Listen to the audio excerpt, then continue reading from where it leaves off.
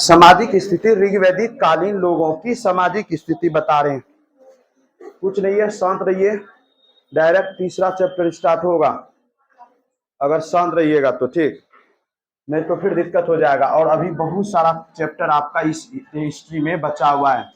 और थोड़ा सा सोच रहे हैं आप लोग का मध्यकालीन भारत का भी बिहार के संदर्भ में आपको कवर करवाना है, समझ गए। जैसे अलाउद्दीन खिलजी, अकबर सब के बारे में आपसे पूछता है क्वेश्चन। बिहार का आप देखते हैं मध्यकालीन भारत से रहता है क्वेश्चन ना, मध्यकालीन भारत से क्वेश्चन रहता है।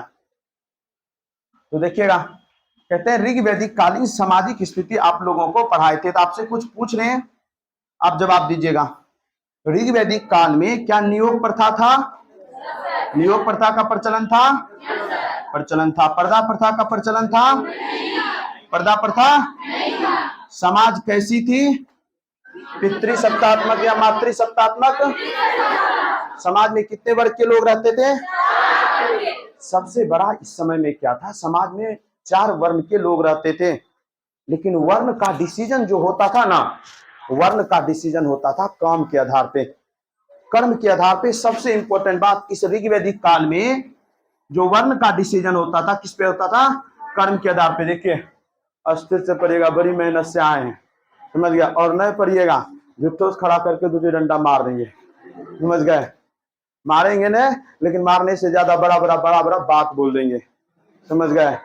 उससे ज्यादा असर कर जाएगा, समझ गए। बड़ी मेहनत करके आए, बाइक छोड़े उस पार, बाइक छोड़ के फिर रास्ते। कहता सामाजिक स्थिति जो था ऋग्वैदिक काल में, वर्ण व्यवस्था। क्या व्यवस्था? वर्ण व्यवस्था किस पे आधारित था? वर्ण व्यवस्था आधारित था कर्म पे, यानी कर्म पे आधारित था। मतलब कहना ये चाह रहा है कि जो व्यक्ति जैसा कर्म करता था ना, उसका वैसा वर्ण डिसाइड हो जाता था। वर्ण बोले तो जात डिसाइड हो जाता था। जो व्यक्ति जैसा काम करता था, जैसे मान लीजिए हम पढ़ने लिखने लगे तो हम क्या हो गए? ब्राह्मण। हम युद्ध लड़ने लगे तो हम क्या कर हो गए? क्षत्रिय। तो जो व्यक्ति जैसा काम करता था वैसा जात डिसाइड होता था ऋग्वैदिक काल में। मान लीजिए क्या हुआ, देखिए यही परिवर्तन होगा आगे, यही परिवर्तन उत्तर वैदिक काल में होगा। तो क्या हुआ कि जो व्यक्ति जैसा काम करता था वैसा जात डिसाइड होता था। मतलब मान लीजिए अगर कोई किसी के पापा ब्राह्मण है तो कोई गारंटी नहीं है कि उसका बेटा ब्राह्मण होगा ही। अगर वो पढ़ेगा लिखेगा, वेद पाठ करेगा तभी वो ब्राह्मण होगा। अगर मान लीजिए वो पढ़ा लिखा नहीं, सही से उस रास्ते पे नहीं चला तो शूद्र भी बन सकता था, वो वैश्य भी बन सकता था। अगर खेती वाला कार्य करने लगे, पैसा कमाने, अर्थ इस काल में पैसा कमाना सिर्फ और किसका काम था? वैश्य का काम था। कृषि वैश्य मतलब आप लोग कुछ गलत नहीं समझिएगा। वैश्य मतलब होता है कि जितने भी आर्थिक क्रियाकलाप में लोग जुड़े हैं सारे के सारे वैश्य कहलाते हैं। कृषि कार्य जुड़ा हो, यानी पैसा कमाने वाला। और इस समय में टैक्स ही सिर्फ कौन भरता था? वैश्य। काहे कि सिर्फ और सिर्फ कमाने का अधिकार किसको था? वैश्य को। ब्राह्मण को कुछ नहीं था, पढ़ना लिखना, 3-4 बार मंत्र पढ़ देना, ऋग्वेद वेदों का पाठ पढ़ना, ये था ब्राह्मण का काम। पढ़ना लिखना ये सारा का सारा काम था ब्राह्मणों का। क्षत्रिय का काम होता था युद्ध लड़ना, और वैश्य का काम होता था पैसा कमाना। तो वैश्य से पैसा टैक्स को रूप में लेता था कौन? क्षत्रिय। टैक्स के रूप में। देखिए ऐसा मत समझिएगा हम बना बना के बोलते हैं, इसमें सब वर्ग के लोग हैं, सब जाति के लोग हैं, समझ गए। किताब है अच्छा सा, हम झूठ बोल सकते हैं। किताब नहीं है ना आप किताब उल्टा के पढ़ लीजिएगा, समझ गए। तो इसमें बुरा मानने वाली बात नहीं, इतिहास है, पुरानी बातें हैं, समझ गए। किसी को अपने अपने लेना है, मेरा बुरा कर रहा है, समझ गए। तो क्षत्रिय क्या करता था? वैश्य से टैक्स तसीलता था। और क्षत्रिय वैश्य से टैक्स तसीलता, और टैक्स देने वाला कौन होता था? जो कमाएगा वही ना। और शूद्र को, यहां तक कि शूद्र को कोई अधिकार इस समय में तो था, शूद्र को उस समय में कोई अधिकार नहीं था। इसके बाद का जो समय आएगा उसको खेती में लगाता नहीं था, उसका सिर्फ और सिर्फ काम था तीनों जाति का क्या करना? सेवा करना, बस। शूद्र का काम होता था तीनों जाति का क्या करना? सेवा करना। तो शूद्र पैसा तो कमाता नहीं था, शूद्र सिर्फ क्या करता था? सेवा करता था। शूद्रों का व्यापार होता था दास के रूप में। इस समय का सबसे बड़ा व्यवस्था था दास प्रथा, इस समय में था। जैसे क्या होता था? क्षत्रिय राजा महाराजा होता था, वो सब यज्ञ करवाता था, यज्ञ हवन कुंड करवाता था।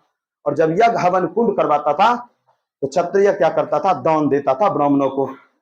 ब्राह्मणों को दान देगा तो दान में देता था जमीन, दान में देता था गाय, दान में देता था दास और दासी।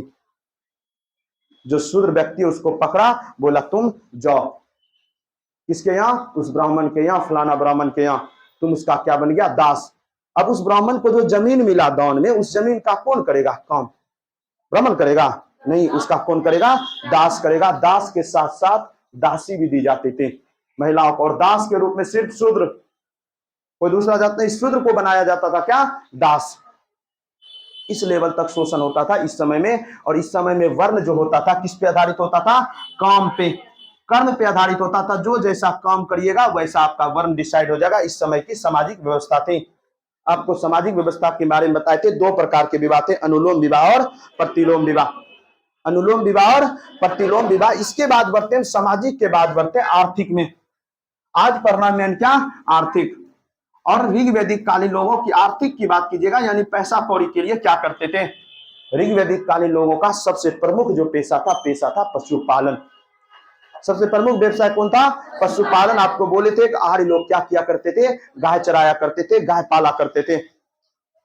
क्यों ऐसा हमको काहे अंदाजा लगता है, काहे कि ऋग्वेद में 176 बार गाय का चर्चा है। गाय का चर्चा कितनी बार, 176 बार गाय का चर्चा है। ऋग्वैदिक कालीन लोगों का दूसरा सबसे प्रमुख व्यवसाय क्या था, कृषि था। दूसरा सबसे प्रमुख व्यवसाय कृषि था। और ऋग्वेद में 24 बार चर्चा है किसका, कृषि का। और ऋग्वेद के 10वें मंडल में, ऋग्वेद के 10वें मंडल में कृषि करने की विधि लिखी गई है। कहा है कृषि करने की 4 विधियां होती है। कृषि करने की 4 विधियां, बोला सबसे पहले जुताई, फिर बुआई, फिर कटाई, फिर मढ़ाई। कृषि करने की कितनी विधियां, 4 विधियां प्रचलित थी। किस काल में, ऋग्वैदिक काल में। और इसका चर्चा ऋग्वेद के किस मंडल में, 10वें मंडल में। ऋग्वेद में कृषि का चर्चा कितनी बार, 24 बार। गाय की चर्चा कितनी बार, 176 बार। इस आधार पे कहते हैं कि ऋग्वैदिक कालीन लोगों का सबसे प्रमुख व्यवसाय क्या था, पशुपालन। और पशुपालन में भी कौन, गाय पालना। गाय पाला करते थे। और गाय के लिए किया जाता था अधन्या शब्द का प्रयोग। और अधन्या मतलब होता है नहीं मारे जाने योग्य पशु। नहीं मारे जाने योग्य पशु। अधन्या मतलब साफ साफ अर्थ है इसका, नहीं मारे जाने वाले पशु। और जो आदमी गाय को मार दिया ऋग्वैदिक काल में, उत्तर वैदिक काल में, उसका कोई सजा का माफी था ही नहीं। गाय की अगर आप हत्या कर दिए तो आपको कोई सजा नहीं, 2 ही सजा था, या तो आपको मृत्युदंड देता या तो आपको देश से बाहर निकाल देता, 2 ही था। और देश से बाहर अगर निकाल दिया, आपको अगर भारत देश से बाहर निकाल दे, नहीं वीजा पासपोर्ट नहीं दे, तो मरने से बराबर ही है, समझ गए। दूसरा देश ऐसे भी देखेगा गोली मार देगा। तो देश से बाहर निकाल देता था या तो मृत्युदंड था। इसमें कहा गया एक शब्द है, उस शब्द का नाम है सतदाय। सतदाय मतलब है एक व्यक्ति के जान की कीमत 100 गाय। इस समय में अगर आप मर्डर कर देते ना, उसका माफी था, लेकिन गाय को अगर मार दिए कोई माफी नहीं है। इतना इंपॉर्टेंट पशु था इस समय में। अगर किसी व्यक्ति को अगर मार दिए तो राजा को 100 गाय दान में दे दीजिए। राजा को कितना गाय, 100 गाय दान में दे दीजिए, आपका मर्डर क्या हो जाएगा, माफ हो जाएगा। मर्डर माफ हो जाएगा 100 गाय में। लेकिन अगर गाय को मार दिए फिर कोई आपका कोई चांसेस है नहीं। तो इस समय में गाय को मारने, इसीलिए अधन्या शब्द का प्रयोग किया गया किसमें, ऋग्वेद में। गाय के लिए कौन सा शब्द, अधन्या शब्द। और गाय की चर्चा ऋग्वेद में 176 बार। इससे आप अंदाजा लगा सकते हैं ऋग्वैदिक कालीन लोगों का सबसे प्रिय पशु कौन सा था, गाय। ऋग्वैदिक कालीन लोगों का दूसरा व्यवसाय कृषि। कृषि करने की 4 विधियां किसमें है, ऋग्वेद के किसमें मंडल में। सबसे पहले कृषि में क्या करते हैं, जुताई के बाद, बुआई के बाद और कटाई के बाद मराई। मराई समझते हैं, नहीं समझते मराई जी, क्या मिट्टी तैयार करना। जैसे मान के चलिए मक्का को काट लिए, गेहूं को काट लिए। तो आजकल ना आया है जी इलेक्ट्रॉनिक चीज, थ्रेशर सब ट्रैक्टर में लगाए, 2 मिनट में कहीं खड़ा कीजिए सारा का सारा। तो इस समय में क्या होता था, सबसे पहले बनाते थे खमार। खमार जानते हैं, हाँ, पहले बनाते थे खमार। खेत में ही जमीन प्लान करके उसको पूरा पूरा का गोबर से क्या करते थे, नीप देते थे। और उसके बाद सब जमा करके 10 गो आदमी बैठा है और उसको क्या कर रहा है, छुड़ा रहा है, यानी फसल से निकालना है अनाज को। ये जो प्रक्रिया कहलाती थी। और तभी चलता था महीनों महीनों दिन। जिसको ज्यादा जमीन है महीनों दिनों तक क्या चल रहा है, मढ़ाई चल रहा है। आजकल वो कहाँ है, समझ गए।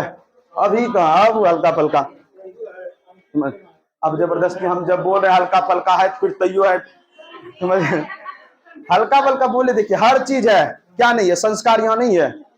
लोग के आपको अभी भी नोकिया मोबाइल है कि नहीं, लेकिन जमाना है, अभी भी किसी के पास इतने को मोबाइल मिला, क्या बोले, वैसे जमाना है, नहीं है ना। अब एंड्रॉइड का जमाना, एक आध को छिटपुट है तो है, क्या करिएगा उसका। तो मढ़ाई, कटाई, जुताई और बुआई, ये 4 विधि जो लिखा गया है किसमें, ऋग्वेद के 10वें मंडल में सतदा गाय शब्द के लिए। ऋग्वैदिक कालीन लोग वस्तु विनिमय प्रणाली पे आधारित था। लोगों का व्यापार जो भी लेता था मैक्सिमम लेन देन में गाय का प्रयोग करता था। जब सब चीज गाय था तो मैक्सिमम लेन देन में किसका प्रयोग होता था, गाय का। मैक्सिमम लेन देन में जैसे कोई जमीन लेना है उसको गाय दे दिया, उसमें मुद्रा तो था नहीं, तो मुद्रा का कोई प्रचलन इस समय में नहीं था, मैक्सिमम वस्तु विनिमय प्रणाली था इस समय में, समझ गए। इस समय में बैकनॉट नाम का एक शब्द मिला है, बैकनॉट। इस समय में जो आदमी सूदखोर होता था उसको क्या कहते थे, बैकनॉट। सूदखोर जानते हैं आप लोग, सूदखोर को इस समय में क्या कहते थे, बैकनॉट। ऋग्वेद में एक शब्द मिला है बैकनॉट, जिसे क्या कहते हैं, सूदखोर। इस समय में एक व्यापारी था जिस व्यापारी का नाम मिलता है पनी। पनी नामक व्यापारी क्या करता था, गाय चोरी कर लेता था। गाय चोरी करने के लिए पनी नामक व्यापारी क्या था, प्रसिद्ध था। कहा कि इस समय में पैसा का सबसे बड़ा साधन क्या था, यानी अर्थ का सबसे बड़ा साधन गाय था। और इस समय में एक शब्द प्रयोग किया गया है, गविष्ट। गविष्ट मतलब होता है गाय के लिए युद्ध। इस समय में जो भी युद्ध हुआ है सब गाय के लिए हुआ है। अभी सब युद्ध होता है किसके कारण, पैसा के कारण होता है ना। जो भी युद्ध होता है सब घूम फिर के कहाँ होता है, पैसा। और उस समय में सब चीज का इंपॉर्टेंस कौन था, गाय। तो जितना भी युद्ध हुआ है वो सारा का सारा युद्ध किस चीज को लेके हुआ है, गाय को लेके हुआ है। इस समय की आपको ये पता चल गया। आर्थिक स्थिति में आपसे कुछ नहीं, ज्यादा नहीं पूछेगा, आपका गाय का चर्चा पूछेगा, कृषि का चर्चा पूछेगा, क्या बात।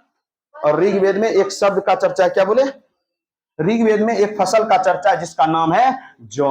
जौ के लिए किस शब्द का प्रयोग किया गया है, यव।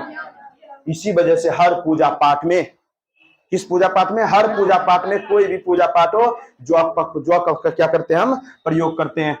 तो चलिए अब ऋग्वैदिक कालीन लोगों की आर्थिक पढ़ते हैं। क्या आर्थिक पढ़ लिए, आर्थिक के बाद पढ़ते हैं धार्मिक। क्या पढ़ते हैं, धार्मिक।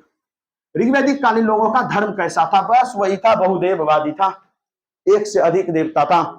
और ऋग्वैदिक कालीन लोगों का सबसे प्रिय देवता हुआ करते थे वर्षा के देवता इंद्र भगवान, इंद्र देवता। ऋग्वैदिक कालीन लोगों का सबसे प्रिय देवता कौन हुआ करते थे, इंद्र देवता। काहे कि ऋग्वेद में इसकी चर्चा, इसके लिए 250 श्लोक का प्रयोग किया गया है। कितने श्लोक, 250 श्लोक का प्रयोग किया गया, सबसे ज्यादा बात। अब जो सबसे ज्यादा इंपॉर्टेंट भगवान होगा उसी का चर्चा बार बार होता है। इस आधार पे कहते हैं ऋग्वैदिक कालीन लोगों का सबसे प्रिय देवता कौन हुआ करते थे, इंद्र। इंद्र के लिए शब्द जो प्रयोग किया गया ऋग्वेद में, रथेष्ट, मधवा, लोमपाल, लोमपाल, और आप एक भी जानते होंगे पुरंदर। क्या, पुरंदर। ये सारे के सारे शब्दों का प्रयोग किया गया किस वेद में, ऋग्वेद में।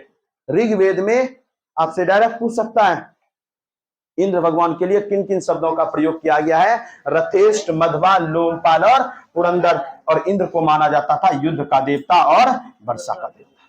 युद्ध का देवता और वर्षा का देवता, युद्ध का देवता और वर्षा का देवता। तो आपसे पूछेगा ऋग्वैदिक कालीन लोगों का सबसे प्रिय देवता इंद्र। ऋग्वैदिक कालीन लोगों का दूसरा सबसे प्रिय देवता हुआ करता था अग्नि। कौन हुआ करते थे, अग्नि। और अग्नि की चर्चा ऋग्वेद में कितनी बार, 200 बार। अग्नि की चर्चा कितनी बार, 200 बार। कहता ये अग्नि देवता जो थे ना, ये ईश्वर और मनुष्यों के बीच क्या करते थे, मध्यस्थता का कार्य करते थे, दोनों को मिलाते थे, इसका मैसेज उसके तक पहुंचाते थे। मतलब मनुष्यों का मैसेज पहुंचाने वाला कौन था, अग्नि देवता। कहता लोग जब हवन करता था, पुण्य करता था, तो आग के रूप में, आग मेरा मैसेज जो हम मांगते हैं भगवान से, जैसे हम लोग हवन करते हैं और हवन करने के बाद करते हैं, बोलते हैं भगवान मेरा इस बार रिजल्ट बना देना, मांगते हैं, तो भगवान तक की बात के पहुंचाएगा, आप नहीं ना, ये पहुंचाएगा कौन, अग्नि देवता। अग्नि देवता ऊपर जाते हैं धुआं के रूप में और भगवान के कान में जाते हैं, भगवान पता कर लेते हैं आपने क्या मांगा। समझिए बातों को। तो अग्नि देवता क्या करते थे, मध्यस्थता का कार्य, समझ गए। अग्नि देवता के बाद तीसरा पर देवता प्रमुख थे वरुण देवता। और वरुण देवता के लिए एक शब्द का प्रयोग किया गया जिसका नाम है ऋतस्य, ऋतस्य गोपा। क्या शब्द का प्रयोग किया गया है, ऋतस्य गोपा। और वरुण देवता किसके देवता हुआ करते थे, समुद्र के देवता। किसके देवता? समुद्र के देवता। इस समय में देवियों का भी चर्चा हुआ है। और एक दो देवता जिसका नाम है पूषण। पूषण देवता किसके हैं? पशुओं के देवता। किसके देवता है? पशुओं के देवता है। उसके बाद एक देवता है धौ। धौ किसके देवता है? धौ आपके सबसे प्राचीन देवता है। ऋग्वेदिक कालीन लोगों का सबसे प्राचीन देवता धौ। सबसे प्राचीन देवता हुआ करते थे कौन? धौ। इस काल में देवी का भी चर्चा है, देवता का चर्चा है, साथ ही साथ में देवी का चर्चा। एक देवी का नाम है उषा। उषा किसे माना गया है? प्रभात की देवी। प्रभात की देवी कौन? उषा। उसके बाद एक देवी उषा की देवी यानी प्रभात की देवी सुबह। उषा के बाद एक देवी का नाम मिला है जिसका नाम है अदिति। अदिति को कहा जाता है सभी देवताओं की क्या थी? ये माता थी। सभी देवताओं की माता थी। सभी देवताओं की माता। और फिर एक देवी मिली है जिसका नाम है इला। इला माना संकट हरने वाली देवी। कौन सी? संकट हरने वाली देवी। संकट हरने वाली देवी। फिर एक देवी का नाम मिला है जिसका नाम है अरण्यई। क्या? अरण्यई। और अरण्यई मिला है किसका? जंगल की देवी। किसकी देवी? जंगल की देवी। तो इस समय में देवता प्लस देवी दोनों का नाम मिलता है, यानी आपके मेल और फीमेल दोनों। तो आपसे पूछेगा ऋग्वेदिक कालीन लोगों का सबसे प्रिय देवता, दूसरा सबसे प्रिय देवता। अग्नि की चर्चा कितनी बार? इंद्र की चर्चा। ऋतस् गोपा किसके लिए प्रयोग किया गया है? वरुण देवता के लिए। किसके लिए? वरुण देवता के लिए। वरुण देवता किस चीज के देवता थे? समुद्र के देवता। सबसे प्राचीन देवता कौन थे? सबसे प्राचीन देवता धौ। सबसे प्राचीन देवता संकट हरने वाली देवी इला। संकट हरने वाली देवी सभी देवताओं की माता। प्रभात की देवी, जंगल की देवी, अरण्य। मध्यस्थता करने वाली देवता, मध्यस्थता करने वाले देवता अग्नि। वर्षा और युद्ध के देवता इंद्र भगवान। यही आपका इसमें धार्मिक स्थिति में ऋग्वैदिक कालीन लोगों की धार्मिक किस किस भगवान की पूजा किया करते थे। अब धार्मिक के बाद आइए राजनीति में। इसमें आइए राजनीति में। ऋग्वैदिक कालीन लोगों की राजनीति आज कम से कम तो खत्म करना ही है। ऋग्वैदिक कालीन लोगों की राजनीतिक स्थिति की बात करते हैं। ऋग्वैदिक कालीन लोगों की राजनीतिक स्थिति की बात कीजिएगा। ऋग्वैदिक काल में राजतंत्रात्मक व्यवस्था था। कैसा व्यवस्था था? राजतंत्रात्मक व्यवस्था था। लोग कबीलाई प्रथा में रहते थे। कबीला में रहते थे। कबीला समझते हैं ना? कबीला नहीं जानते हैं? कबीला बोले तो एक एक झुंड बना के रहते हैं। कबीलाई प्रथा में रहते थे। हर कबीले का नाम अलग अलग होता था। लोग कबीला में रहते थे। जैसे आपका अभी टोला टोला है ना, उसी प्रकार से लोग अपना झुंड बना के, अपना ग्रुप बना के। अरे पूछ रहे गोतिया जानते हैं? गोतिया जानते हैं? अपने परिवार का लोग, आपके परदादा का एक वंशज समझिए अभी गोतिया है, मतलब वो एक कबीला है। फिर दूसरा कबीला इधर है। तो लोग कबीलाई प्रथा में रहते थे। समझ गए? कबीलाई प्रथा में। और आर्यों को क्या कहा जाता था? पंचजन कहा जाता था। आर्यों को क्या कहा जाता था? पंचजन। आर्यों के पंचजन में 5 ऐसे कबीले थे जो ज्यादा प्रमुख थे। और पांचों कबीला का नाम याद रखिएगा, पूछा जाता है। अनु, द्रोह, पुरु, तुर्वस और यदु। अनु, द्रोह, पुरु, तुर्वस और यदु। आर्यों को क्या कहा जाता था? पंचजन कहा जाता था। कहा है कि आर्य मुख्यतः कितने कबीले में बटे थे? 5 कबीले में। इसी वजह से आर्यों को कहा जाता था पंचजन। आर्यों की प्रशासनिक इकाई की बात करें, अभी हम लोग जो प्रशासन करते हैं, देखिए सबसे पहले गांव के स्तर पे प्रशासन होता है। गांव के बाद आपका आता है प्रखंड स्तर पे थाना रहता है। थाना के बाद अनुमंडल है। प्रखंड के बाद अनुमंडल के प्रखंड। अनुमंडल के बाद आपका आता है जिला। जिला के बाद राज्य। राज्य के बाद देश। तो इस समय में भी प्रशासन की इकाई थी। इस समय में प्रशासन की सबसे छोटी इकाई क्या हुआ करती थी? कुल। कुल या ग्राम। कुल या ग्राम। उसके बाद हुआ करता था विश्व। कुल, ग्राम, विश्व। कुल, ग्राम, कुल या ग्राम, विश्व, जन और राष्ट्र। इस समय में कुल, ग्राम, विश्व, जन और राष्ट्र। ऋग्वैदिक कालीन लोगों का बहुत सारे गांव को मिला के क्या बनता था? विश्व बनता था। बहुत सारे विश्व को मिला के क्या बनता था? जन बनता था। और बहुत सारे जन को मिला के क्या बनता था? राष्ट्र बनता था। सिंपल सा बात। देखिए थोड़ा सा, बहुत सारे को गांव को मिला दीजिए तो जिला बनेगा। उस समय में प्रखंड अनुमंडल नहीं है ना, बहुत सारे गांव को मिला दीजिए, आपका क्या बन जाएगा? जिला बन जाएगा। बहुत सारे जिला को बना दीजिए, क्या बन जाएगा? राज्य बन जाएगा। और बहुत सारे राज्य को मिला दीजिए, क्या बन जाएगा? देश बन जाएगा, राष्ट्र बन जाएगा। कुल ग्राम 20 जन और राष्ट्र आर्यों की ये प्रशासनिक इकाई थी। और सबसे छोटी प्रशासनिक इकाई कौन सी थी? कुल। और सबसे बड़ी प्रशासनिक इकाई कौन सी? जन। यही तो इंपॉर्टेंट है। सबसे बड़ी प्रशासनिक इकाई कौन थी? जन। देखिए अभी देश है ना, अभी देश में हमारा लोकतंत्र है, तब ना देश में एगो राजा है। उस समय में बहुत सारे राज्य अपना अपना शासन करता था, देश के अंदर नहीं था, केंद्रीकृत सत्ता नहीं होती थी। जैसे राज्य बिहार राज्य अपना स्वतंत्र है, उसको केंद्र से लेना देना है ही नहीं। बात को समझ में आया? अभी ना लोकतंत्र है, तब ना मुख्यमंत्री सब ये सब, फिर वहां राष्ट्रपति। और उस समय में कुछ था नहीं था, उस समय में राजतंत्रात्मक था। जो राज्य अपना था वो अपने आप में क्या था? स्वतंत्र था, उसको किसी से लेना देना होता नहीं था। तो सबसे बड़ी प्रशासनिक इकाई कौन सी? जन। बोलेगा आर्यों की सबसे छोटी इकाई प्रशासनिक कुल, और सबसे बड़ी, और पूरे के पूरे भारत को बोलते थे राष्ट्र। बहुत सारे राज्यों को, और उस समय में लोकतंत्र था नहीं, जो सब राज्यों को कंट्रोल करने के लिए एक राष्ट्रपति हो, एक प्रधानमंत्री हो, उपराष्ट्रपति हो, लोकसभा हो, संसद हो, ऐसा कोई व्यवस्था था ही नहीं। सब राज्य अपना अपना क्या होता था? स्वतंत्र होता था। तो इसी वजह से कहता है प्रशासन की सबसे छोटी बड़ी इकाई कौन थी? जन थी। क्या इस समय में राजनीतिक पार्टी का भी चर्चा मिला है? बात करते हैं, अभी बीजेपी है, बीजेपी जानते हैं ना, अभी बीजेपी है, कांग्रेस है। क्या इस समय में भी राजनीतिक पार्टी था? इस समय में राजनीतिक पार्टी का चर्चा मिला है। इस समय में राजनीतिक पार्टी का एक पार्टी था सभा, एगो का नाम था समिति, और एगो का नाम था विदत। एगो का क्या नाम था? विदत। सभा, समिति और विदत राजनीतिक पार्टी का चर्चा है। इसका चर्चा ऋग्वेद में कितनी बार? 8 बार। इसका चर्चा 9 बार, और विदत का चर्चा 122 बार। ऋग्वेद में सभा की चर्चा कितनी बार? 8 बार। समिति का चर्चा और विदत का चर्चा 122 बार। इस सारा का सारा राजनीतिक पार्टी था।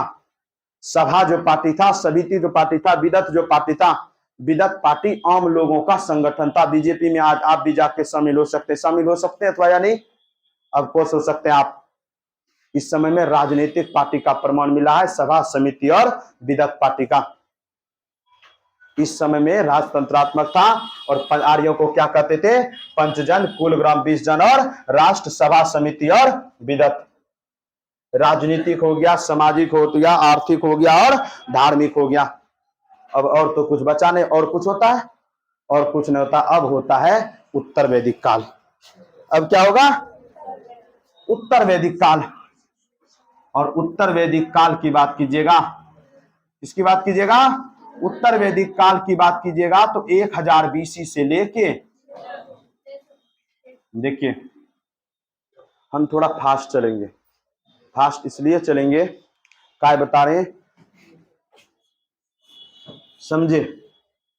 नहीं समझे? क्या लिखे हैं? 4। 4 माने 4।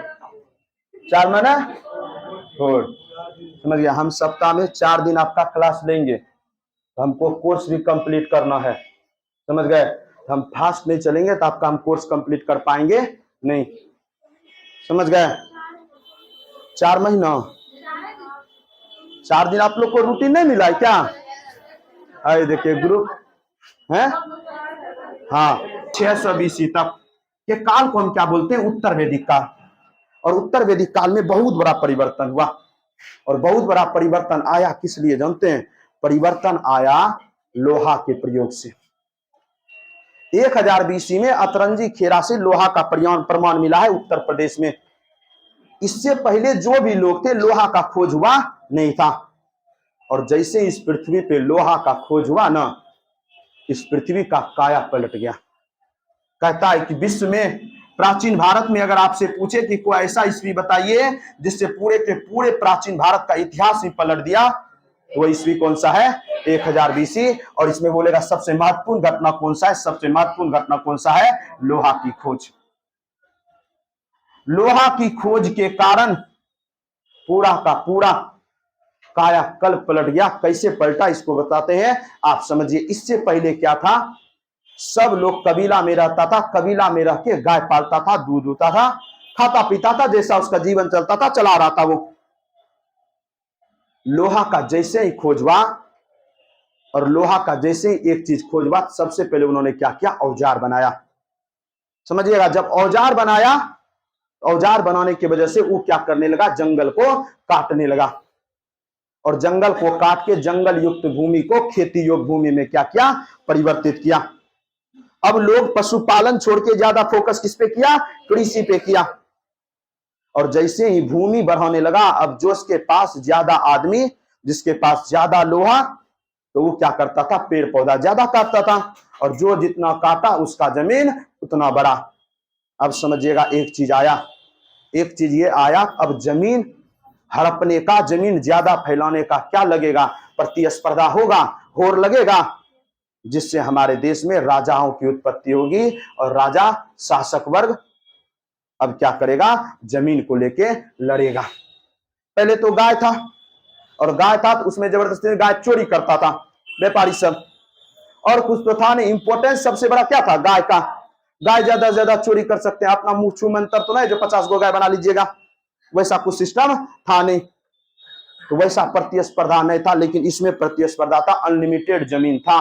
जो पहले लोग सिंधु नदी के किनारे बसे थे, उधर पश्चिमोत्तर भारत में जमीन को, गाछ वृक्ष को काटते काटते काटते आ गया गंगा नदी के किनारे, और जमीन बढ़ाते गया, लोगों की जनसंख्या भी बढ़ गई 500 साल में।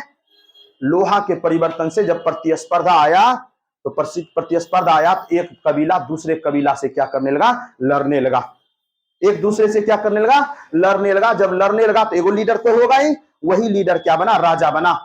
और वही लीडर जब राजा बना, उसको एक चीज का प्रॉब्लम आया, प्रॉब्लम इस चीज का आया कि सेना को अस्थायी रखे कि सेना को अस्थायी रखे, सेना को अस्थायी रखे कि सेना को अस्थायी रखे। तो जिस समय युद्ध होता था उस समय सेना का रिक्वायरमेंट कर लेता था, और जैसे युद्ध खत्म हुआ सेना को क्या करता था, जॉब। राजा जो पहले अस्थायी सेना रखता था, अब क्या रखने लगा, अस्थायी सेना। अस्थायी सेना जब रखने लगा राजा, तो राजा को क्या देना जरूरत पड़ गया, टैक्स। राजा पैसा पेमेंट देगी ना, जिस सेना को आप परमानेंट रखिएगा उसको फ्री में नहीं रखिएगा, उसको आप क्या दीजिएगा, उसको दीजिएगा आप पैसा पेमेंट दीजिएगा। जब उसको आप पेमेंट दीजिएगा, सिंपल सी बात है, आप पैसा राजा घर से देगा नहीं, राजा क्या करेगी, जनता से टैक्स तसीलेगी। तो टैक्स तसीलने का प्रथा चला किसमें, उत्तर वैदिक काल में। उस समय में स्वेच्छा कर देता था, ऋग्वैदिक काल में स्वेच्छा करता एक कर था जिसका नाम था बलि। बलि नाम का एक स्वेच्छा से कर देने वाला था, आपका मन है तो टैक्स दीजिए राजा को, आपका मन नहीं तो नहीं दीजिए। जो टैक्स स्वेच्छा से देने का था वो टैक्स अनिवार्य कर दिया किस काल में, उत्तर वैदिक काल में। और उत्तर वैदिक काल में सबसे ज्यादा परिवर्तन किया ऊंचे जाति ने, क्या परिवर्तन किया, उसको एक चीज का डर सताने लगा। डर क्या सताने लगा कि जन्म का जो वर्ण का आधार था, वर्ण का आधार क्या था, कर्म। जो जैसा काम करे, तो ब्राह्मणों को, ऊंचे जाति को लगा रे भैया ये तो समस्या हो जाएगा। समस्या क्या होगा, अगर हम ब्राह्मण है और मेरा बेटा नहीं पढ़ा लिखा, वो तो बन जाएगा शूद्र। समस्या हुआ, अपने पूर्वज आने वाले वंशज के सिक्योरिटी के लिए बोला कि रुको, उत्तर वैदिक काल में जितना ग्रंथ का रचना हुआ, इस सब ग्रंथ में क्या लिखो, जन्म आधार पे, काम के आधार पे अब डिसाइड नहीं होगा जात। किसके आधार पे जात डिसाइड होगा, जन्म के आधार पे। जो पहले काम के आधार पे होता था जात डिसाइड, अब किसके आधार पे होगा, जन्म के आधार पे। ब्राह्मण से जन्मा हुआ बेटा ब्राह्मण, ब्राह्मण से जन्म लिया हुआ संतान ब्राह्मण, क्षत्रिय से जन्म लिया हुआ संतान क्षत्रिय। इस सिस्टम किया उत्तर वैदिक काल में। उत्तर वैदिक काल में वर्ण व्यवस्था का आधार क्या बन गया, वर्ण व्यवस्था का आधार बन गया आपका क्या, वर्ण व्यवस्था का आधार बन गया क्या, जन्म। जो पहले क्या था, कर्म था। जो पहले काम के आधार पे जात डिसाइड होता था, अब किस पे आधारित होने लगा, जन्म पे। अब जन्म पे आधार पे क्या करने लगा। अब सोचिए, जब ये आया तो क्या लगता है, अपनत्व का भावना आया, अब प्रतिस्पर्धा होगा, ऊंचे नीचे का भेदभाव आएगा, ऊंचे नीचे का भेदभाव सब चीज आया किसमें, इसमें। सबसे पहले ऊंचे जाति ने बोला सबसे पहले मुंह बंद करो, किसका, महिलाओं का। अगर मुंह बंद करना है किसी का, तो सबसे पहले किसका मुंह बंद करना है, महिलाओं का। बोला कैसे करोगे, बोला कुछ नहीं, ज्ञान रहेगा तब न बोलेगा। ज्ञान रहेगा तब ना। बोलता आदमी कब है? जब आपके पास ज्ञान है। हम कहते हैं पुलिस आया पकड़ने आपको और आप मूर्ख हैं, दो थाप मारा, आप चले जाइएगा सीधा। और आपको अगर कायदा कानून अनुच्छेद सब पता है, आज ये बताएंगे आपको, अनुच्छेद 20 21 बताएंगे तुरंत 22 क्या क्या पूछ सकते हैं। पुलिस अगर ज्यादा जबरदस्ती करे बोल दीजिएगा अनुच्छेद 21, एक बार वीडियो बनाइएगा अनुच्छेद 22, समझ जाएगा। पढ़ लो बच्चा है, मैं मारो इसको। पढ़े लिखे आदमी को देखे कभी मारते हुए पुलिस को? मजा हाथ उठाने का अधिकार ही नहीं। पढ़ा लिखा आदमी है, उसको पता है सब अधिकार। बोला सबसे पहले महिलाओं का मुंह बंद करोगे कैसे? पढ़ा लिखा बंद करवा के। बोला कुछ नहीं, डायरेक्ट नहीं करना है, महिलाओं को क्या करो, उपनयन संस्कार बंद करवा दो। महिलाएं क्या नहीं करवा सकती है? उपनयन संस्कार नहीं करवा सकती है। अब सिंपल सी बात है, जो उपनयन संस्कार किया हुआ रहेगा वही पढ़ता था। महिलाओं को ही नहीं बोला कि आपको पढ़ने का अधिकार छीन रहे, नहीं, आप लोगों को उपनयन संस्कार नहीं करना है। और जो उपनयन संस्कार करता था वही पढ़ता था, अन्यथा कोई पढ़ता नहीं था। बोला और किसका उपनयन संस्कार बंद करोगे? बोला और करेंगे शूद्र का। किसका करेंगे? शूद्र का। तो जनेऊ देखिएगा शूद्र ने पहनता है, जनेऊ शूद्र ने पहनता है। इसी वजह से तीन जात को क्या बोला गया? द्विज बोला गया। तीन जात को क्या बोला गया? द्विज बोला गया। ब्राह्मण क्षत्रिय और वैश्य तीनों को क्या कहा जाता है? द्विज कहा जाता है। द्विज माने होता है जनेऊ पहनने का अधिकार। पहले वैश्य भी पहनता था, अब धीरे धीरे वैश्य भी छोड़ दिया, और धीरे धीरे सबको छोड़ते जा रहे। जनेऊ समझते हैं ना? जनेऊ वाला उपनयन संस्कार होता है, और कहा जाता है अभी भी इसमें आधा शादी उसी में हो जाता है ना जी, जनेऊ में ही आधा, फिर आधा शादी होता है उसका उस समय में। कैसे कैसे होता है उतना हमको डिटेल्स में पता नहीं है, समझ गए? कहा कि मेरा हुआ भी नहीं, समझ गए? सुनिए, तो द्विज अल्लाह का द्विज का अधिकार था किसको? सिर्फ और सिर्फ ब्राह्मण क्षत्रिय और वैश्य को। ब्राह्मण क्षत्रिय और वैश्य को क्या था? द्विज का अधिकार था। शूद्र और महिलाओं को द्विज का अधिकार नहीं था, मतलब उपनयन संस्कार का अधिकार नहीं था। आपसे पूछेगा द्विज के अंतर्गत कौन नहीं आते हैं? शूद्र नहीं आते हैं। और महिला आते हैं क्या? महिला भी नहीं आते हैं। महिला को उपनयन संस्कार का अधिकार नहीं था, पढ़ने लिखने का अधिकार छीन लिया। जैसे पढ़ने लिखने का अधिकार छीना, समाज में 17 प्रकार का बुराई आया। महिलाओं को बोला जब पढ़ेगा लिखेगा नहीं है, महिला घर से बाहर कहां जाएगी? चलो अंदर, गेट के अंदर। पर्दा प्रथा आया। पर्दा प्रथा के साथ इस काल में बाल विवाह आया। जितना भी समाज में बुराई है, दहेज प्रथा, आसुर विवाह, प्रजापत्य विवाह, ढेरी प्रकार का विवाह उत्पन्न हो गया इस समय में। और यज्ञ का कर्म कांड बढ़ चला। यज्ञ बहुत तरफ ज्यादा इंपॉर्टेंट हो गया। कौन? यज्ञ। और यज्ञ का जब कर्म कांड बढ़ चला तो ब्राह्मणों का इस समाज पे क्या बढ़ गया? हस्तक्षेप ज्यादा हो गया। सर्वो सर्वा कौन हो गया? ब्राह्मण हो गया। अब जैसे जैसे वो रेगुलेट करे वैसे वैसे चले सब कोई। जो बोल दे, हम कहते हैं शूद्र आदमी पढ़ ही नहीं रहा है, महिला पढ़ ही नहीं रहा है, उसको अगर बोल दे महिलाएं घर के अंदर ही रहे तो अच्छा होता है, तो क्या लगता है महिला बात मानेगी ना? मानेगी। अगर महिला वेद पढ़ लेती, ऋग्वेद, और ऋग्वेद में लिखा था महिलाएं भी एकदम पढ़ लिख सकती है, और अच्छा चीज है, समाज में और डेवलपमेंट होता है, तो क्या लगता है उसका बात मानती? नहीं मानती। बोला बंद करवाओ इसको पढ़ना लिखना। आज वही हो रहा है। आज महिलाएं जब संविधान पढ़ ली है उसको अपना अधिकार पता है, और वही जब अधिकार का प्रयोग करने लगती है पुरुष को लगता है वाह महिला संस्कारिक हो गया है, महिला का संस्कारिक हो गया है। ये सब चीज ऐसा होता है। तो आपसे पूछेगा द्विज का अधिकार किसे था? ब्राह्मण क्षत्रिय और वैश्य को। शूद्र को नहीं था, उपनयन संस्कार का अधिकार नहीं था। उत्तर वैदिक काल के बारे में जानकारी कौन कौन सा ग्रंथ बताइएगा आप लोग? यजुर्वेद, यजुर्वेद, सामवेद और अथर्ववेद। ब्राह्मण ग्रंथ देता है क्या? नहीं देता है। हम बोले ना, बोले कि ऋग्वेद को छोड़ के जितना ग्रंथ है सब किसके बारे में जानकारी? उत्तर वैदिक काल के बारे में। उपनिषद से हमें किसकी जानकारी मिलती है? जितना भी ऋग्वेद को छोड़ दीजिए, बाकी जितने ग्रंथ बचा वैदिक काल का, सारे के सारे ग्रंथ हमको किसके बारे में जानकारी देते हैं? उत्तर वैदिक काल में। और जानते इस काल में एक शब्द आया, एक शब्द आया एही। सुनिएगा, बड़ा अच्छा शब्द है। एक शब्द आया एही, दूसरा शब्द आया आगही, दूसरा शब्द आया आगही, तीसरा शब्द आया आद्रव, और चौथा शब्द आया आधार। इससे सब चीज क्लियर हो जाएगा आपका। अभी समझ जाइएगा क्या होता है। यही माने होता है आइए। यही माने क्या होता है? आइए। आगही माने होता है आओ।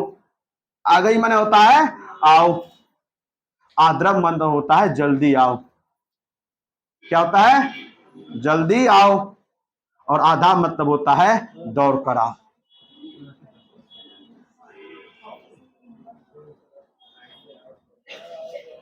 और ऊपर से जात लिख दीजिए। ब्राह्मणों के लिए किस शब्द का प्रयोग होता था?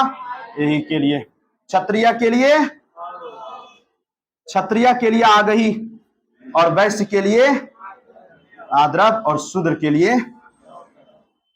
आप इससे अंदाजा लगा सकते हैं समाज में कितनी भिन्नता आई इस काल में। बोला कि ब्राह्मण आप यही, ब्राह्मण यही मतलब ब्राह्मण आइए, क्षत्रिय को आओ, क्षत्रिय आ गई, क्षत्रिय आओ। वैश्य को अगर बोल दिया, कोई वैश्य जा रहा है और ब्राह्मण उसको बोल दिया आद्रव, वैसे से मिगर मिगर के नहीं जाएगा, मजा लेना है, तुरंत उसको एकदम समाज से अलग उसको हटाओ। उसके लिए किस शब्द का प्रयोग होता था? आद्रव। आद्रव और आधाव। अगर किसी शूद्र को बोल दिया आधाव, तो शूद्र व्यक्ति धीरे धीरे चल के नहीं आएगा। आप कभी ऑफिस में देखे हैं? ऑफिस में अगर एसपी बुला ले किसी सिपाही को, क्या लगता है सिपाही से मचल मचल के जाता है आराम से? नहीं, दौड़ के तुरंत, तुरंत लगेगा क्या हो गया, तुरंत दौड़ेगा वो। वही यहां है।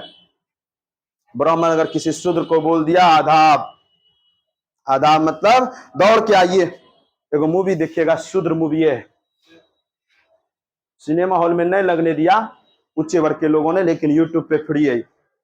कभी समय मिलेगा, 1-1.5 घंटा का मूवी है, देखिएगा कितना प्रताड़ना किया है उच्च वर्ग ने छोटे वर्ग के लोगों को। समझ गए? मूवी है, जिसको समय मिलेगा देख लीजिएगा। शूद्र, समझ गए? कुछ सीखिएगा और वेस्ट टाइम में देखिएगा, जब पढ़ने का मन नहीं करेगा किसी दिन छुट्टी में। समझ में आया? यहां तक उत्तर वैदिक काल का हो गया। ये उत्तर वैदिक कालीन लोगों की सबसे प्रमुख व्यवसाय क्या हो गया? सबसे प्रमुख व्यवसाय क्या? कृषि। सबसे प्रमुख व्यवसाय ऋग्वैदिक कालीन लोगों का, ऋग्वैदिक कालीन लोगों का पशुपालन, और उत्तर वैदिक कालीन लोगों का क्या हो गया? कृषि हो गया। उत्तर वैदिक कालीन लोगों का कृषि और ऋग्वैदिक कालीन लोगों का पशुपालन। याद रखिएगा इस समय में, और इस समय में प्रतिस्पर्धा आया। समझ गए? धीरे धीरे उत्तर वैदिक काल में क्या हुआ? धीरे धीरे शहर का डेवलपमेंट होना प्रारंभ हुआ। जब लोहा का खोज हुआ, लोहा के खोज होते थे, किसका डेवलपमेंट हुआ? शहर का डेवलपमेंट हुआ। और शहर जब डेवलपमेंट हुआ, हमारे राज्य में क्या चीज का जनपद हुआ? महाजनपद का उदय हुआ। किसका उदय हुआ? महाजनपद का। और महाजनपद की बात कीजिएगा, जनपद उसको बोलते हैं जहां जनता रहती है। जहां जनता क्या करती है? रहती है। जहां जनता रहती है उसको बोलते हैं जनपद, और जहां ज्यादा जनता रहती है उसको क्या बोलते हैं? महाजनपद। तो महाजनपदों का उदय हुआ किस काल में? उत्तर वैदिक काल के अंत में। उत्तर वैदिक काल के अंत में लगभग कब? 600 BC के आसपास। और महाजनपद काल का जब उदय हुआ ना, कहता हमारे भारत में कुल 16 महाजनपद। कितने महाजनपद? 16 महाजनपदों का क्या हुआ? उदय हुआ। और इसकी जानकारी हमको मिलती है अंगुत्तर निकाय। एक बौद्ध ग्रंथ है, उस बौद्ध ग्रंथ का क्या नाम है? अंगुत्तर निकाय। और एक जैन ग्रंथ है, उस ग्रंथ का क्या नाम है? भगवती सूत्र। जैन ग्रंथ है भगवती सूत्र, और बौद्ध ग्रंथ है अंगुत्तर निकाय। इस दोनों के दोनों ग्रंथ से हमको जानकारी मिलता है किसके बारे में? महाजनपदों के बारे में। यानी 16 शहर का डेवलपमेंट हुआ। और जब 16 शहर डेवलपमेंट हुआ, तो 16 शहर में क्या थे? राजा रहते थे। अब इसी में 16 में कोई एक राजा ऐसा होगा जो शक्तिशाली होगा। इस 16 महाजनपद में सबसे ज्यादा शक्तिशाली बन के उभरा कौन? मगध, हमारा पटना। कौन सा महाजनपद? मगध महाजनपद सबसे ज्यादा शक्तिशाली बन के उभरा। सबसे ज्यादा कौन सा? मगध। और मगध की राजधानी कहां? पहले राजगिरी हुआ करती थी, फिर बाद में क्या बना? पाटलिपुत्रा। कौन राजा बनाया, कैसे बनाया? महाजनपद के काल में पढ़ेंगे। समझ गए? कुछ नहीं, जो ऋग्वैदिक काल में उसका सारा का सारा उल्टा किस काल में? उत्तर वैदिक काल में। जो ऋग्वैदिक काल में नहीं था, उस सारा का सारा उत्तर वैदिक काल में हो गया। सीधा का सीधा जितना आपको ऋग्वैदिक काल समझाए उसी का पलटी मार दीजिए किसमें? उत्तर वैदिक काल में। समाज में जितनी बुराई है सब आ गया ऋग्वैदिक काल में, उत्तर वैदिक काल में। हाँ, जितना समाज में बुराई था सब बुराई किसमें आ गया? उत्तर वैदिक काल में। ऋग्वैदिक काल में कोई समाज में बुराई था ही नहीं। और उत्तर वैदिक काल में हम बोले शहर डेवलपमेंट होने का सबसे बड़ा कारण कौन सा था? लोहा का खोज। शहर डेवलपमेंट होने का सबसे बड़ा कारण लोहा का खोज। और लोहा के खोज ने शहर डेवलपमेंट किया, राजा बनाया और महाजनपदों का उदय हुआ। और 600 BC में हमारे भारत में कितने महाजनपद थे? 16 महाजनपद थे। इसकी जानकारी हमको कहां से मिलता है? अंगुत्तर निकाय और भगवती सूत्र से। बौद्ध धर्म का ग्रंथ है अंगुत्तर निकाय, जैन धर्म का ग्रंथ है भगवती सूत्र। इन दोनों ग्रंथ से हमको जानकारी मिलता है 16 महाजनपद का। इसी 16 महाजनपद में सबसे बड़ा महाजनपद, सबसे शक्तिशाली महाजनपद कौन सा था? मगध। इसी महाजनपद में हमारा एक महाजनपद था अंग। कौन सा महाजनपद? अंग। अंग की राजधानी हुआ करती थी चंपा। हमारा भागलपुर शहर, हमारा भागलपुर शहर, इसी वजह से भागलपुर को बोलते हैं हम लोग अंग प्रदेश। भागलपुर और मुंगेर को मिला के कहता था अंग प्रदेश। अंग महाजनपद था। इस अंग महाजनपद को किसने मार के मिलाया मगध साम्राज्य में? इसका हम कब चर्चा करेंगे? इसका चर्चा करेंगे कल। और उससे देख लेते, समझ गए? चलिए, गुजरात नहीं, उत्तर प्रदेश के अतरंजी खेड़ा से, उत्तर प्रदेश के अतरंजी खेड़ा से, उत्तर प्रदेश के अतरंजी खेड़ा से लोहा का प्रमाण मिला है। बोलेगा प्राचीनतम लोहे के प्रमाण सबसे पहले कहां से मिले हैं? उत्तर प्रदेश के अतरंजी खेड़ा से मिला। इसको नोट डाउन कर लीजिए। 1000 BC का यहां लोहा गलाने का फैक्ट्री मिला है। छोटा सा लोहा गलाते हैं ना, लोहेस को गलाते हैं ना जी, लोहेस को गलाने का फैक्ट्री मिला है अतरंजी खेड़ा से। और लोहा को जब आप घिसिएगा, उसको बनाइएगा, तो उसका कुछ ना कुछ मलबा होता है ना, वो सारा का सारा मलबा मिला है कहां से? अतरंजी खेड़ा से। इसको आप याद रखिएगा। बाकी बातें अब नेक्स्ट क्लास में करेंगे। नेक्स्ट क्लास हम पढ़ेंगे अब अभी पहले नेक्स्ट होगा आपका किस चीज का? पॉलिटी का। किसका होगा? पॉलिटी का।